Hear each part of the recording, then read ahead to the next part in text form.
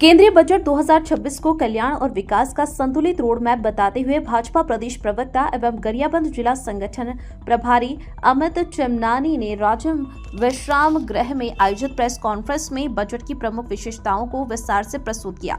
उन्होंने कहा कि यह बजट 140 करोड़ भारतीयों के जीवन स्तर को ऊंचा उठाने के साथ भारत को 2047 तक विकसित राष्ट्र बनाने की दिशा में मजबूत आधार तैयार करता है। इस अवसर पर उन्होंने प्रोजेक्टर के माध्यम से बजट की प्रमुख योजनाओं और आंकड़ों की जानकारी भी दी।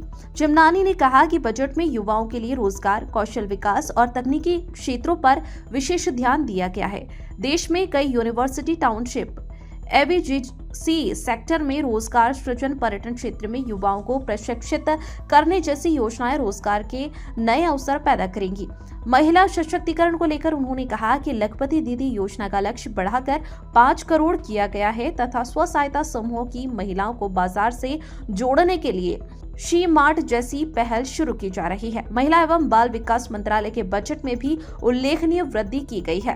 किसानों और पशुपालकों के लिए पशुपालन, मत्स्य पालन और कृषि आधारित उद्यमों को बढ़ावा देने की योजनाओं का प्रावधान किया गया है, जिससे किसानों की आय बढ़ाने का लक्ष्य रखा गया है। वहीं व्यापारियों और मध्यम वर्ग को टैक्स राहत और एमएसएमई क्षेत्र को बढ़ावा देने के लिए विशेष निधि की घोषणा की गई है। स्वास्थ्य क्षेत्र में दवाइयों को सस्ता करने, मेडिकल हब स्थापित करने तथा पैरामेडिकल स्टाफ तैयार करने जैसी योजनाओं को भी बजट की बड़ी उपलब्धि बताया गया। उन्होंने कहा कि छत्तीसगढ़ को माइनिंग कॉरिडोर और रेलवे विकास के लिए विशेष प्रावधान से राज्य को बड़ा लाभ मिलेगा। प्रेस कॉन्फ्रेंस में विधायक रोहित साहू, संदीप शर्मा, अनिल चंद्राकर सहित कई भाजपा पदाधिकारी उपस्थित रहे।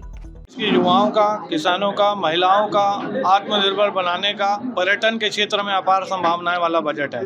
पहली बार देश का स्वास्थ्य बजट 1 लाख करोड़ से ज़्यादा हो चुका है। देश का रक्षा बजट जो कांग्रेस की सरकार में 2 लाख करोड़ का होता था, अब 8 लाख करोड़ का होगा। सरकार ने कनेक्टिविटी बढ़ाने के लिए 7 नए रेलवे कॉरिडोर, 20 जलमार्ग बनाने की घोषणा की है। दवाएँ सस्ती हों, रोजगार मिले, इसके लिए बायोफार्मा हब बनाने की घोषणा की है। युवा बिजनेस में आए, इसके लिए एमएसएमई सेक्टर को 10,000 करोड़ की मदद दी है।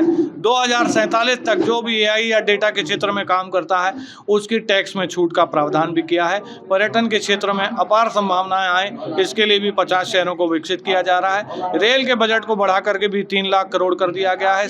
अब हाई स्पीड ट्रेनें देश में चलेंगी, अच्छे अस्पताल होंगे, युवाओं के लिए अच्छे अवसर होंगे, कनेक्टिविटी बढ़ जाएगी, विदेशों से आने वाला निवेश बढ़ेगा। कुल मिलाकर यह बजट देश के लोगों की आर्थिक स्थिति को बेहतर करने वाला बजट है और देश को विकसित भारत बनाने के लिए एक मील का पत्थर साबित होने वाला बजट है।